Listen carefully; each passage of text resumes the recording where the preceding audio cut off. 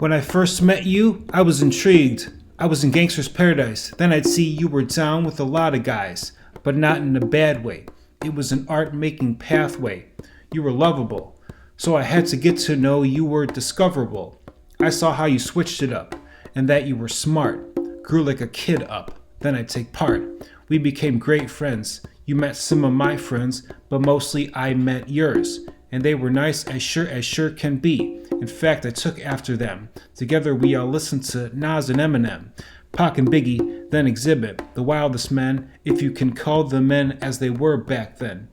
We listened to Common, so much in common. Lupe Fiasco was awesome. It was said around that time to be dead, though I promised to you that you would always be a part of who I am until I'm dead.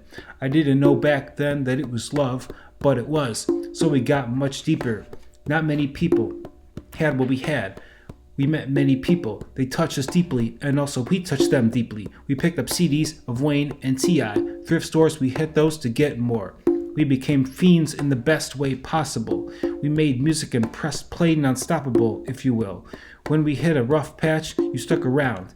Truth be told, you were two in the muck all along, but we stayed together, because there was something much greater at play than either of us could have anticipated.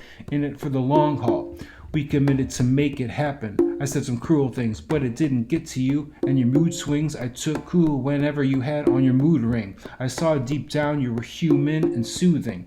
I started changing myself for the better. We stayed strong and stayed close. I focused on the love inside of you, not the little flaws, that's trivial.